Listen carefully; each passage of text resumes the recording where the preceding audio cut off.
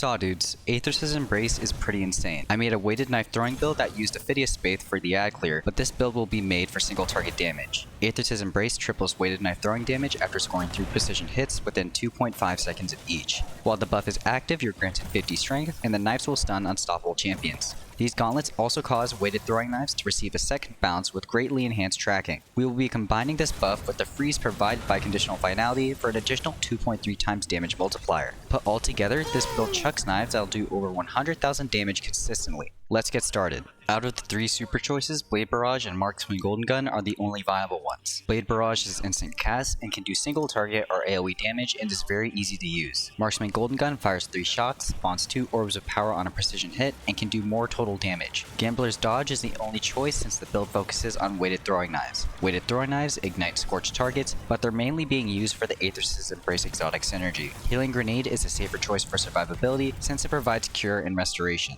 The Blade Dancer aspects are Knock 'em down and On Your Mark. Knock 'em down causes powered melee kills to fully recharge the melee ability while radiant. It also causes Marksman Golden Gun to last 4 seconds longer and makes Blade Barrage release 3 extra knives per fan. On Your Mark grants increased handling, reload speed, and a reload duration multiplier to you and allies for 12 seconds after getting a precision kill. This can stack up to 3 times, with dodging granting the maximum amount of stacks instantly. The fragments will be Ember of Char, Empyrean, Eruption, Singeing, and Torches. Char causes ignitions to spread scorch to target's hit. Empyrean extends restoration and radiant effects by 4 seconds on solar kills, capped out at 12 seconds. Eruption increases the radius of ignitions. Singeing grants 300% additional base class ability regen rate for 3 seconds after applying Scorch to an enemy. And finally, Ember of Torches causes powered melee hits to grant radiant for 8 seconds to us and allies within 8 meters.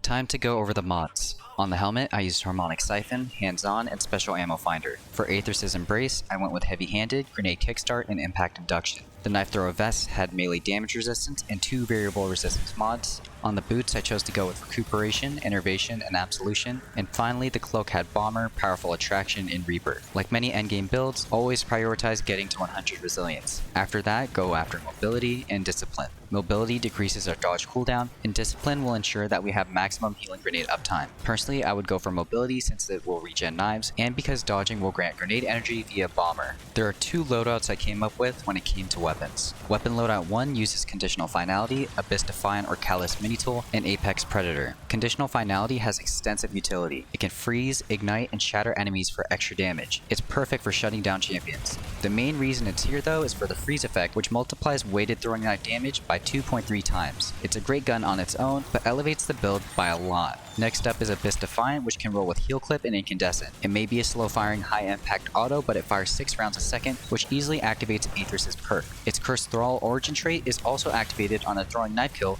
for extra ad clear. Callous Mini-Tool is a reliable SMG. The Threat Detector or Unrelenting perks, plus Incandescent is good for all content. If you're searching for raw damage though, switching out Incandescent for Surrounded is a very good choice. As usual, Apex is great for boss DPS. The total damage of Conditional Finality and Apex is sure to melt anything in a damage rotation. Weapon Loadout 2 uses Submission, Prometheus Lens, and Cataclysmic. Submission is capable of tearing through ads and activates Athrys' perk with little trouble. Subsistence and Frenzy makes the gun feel great to use. Prometheus Lens scorches enemies on hit without the need for incandescent procs. It'll be used for on-demand ignitions with weighted throwing knives. While using it means we will be giving up individual damage from Shatter, it allows for better ad clear via ignition explosions. Cataclysmic is a long-range damage option. I've been sticking with 4 times Charm and Bait and Switch for consistent 35% damage increase. Let's close out with the Gameloop. To take advantage of Athrys' Embrace, hit precision shots on targets until the strengthened throwing knife buff pops up. Once it does, start priming the target by hitting them with the first shot of Conditional Finality to freeze it. Then line up the knife throw with their head for a precision hit and watch them be deleted.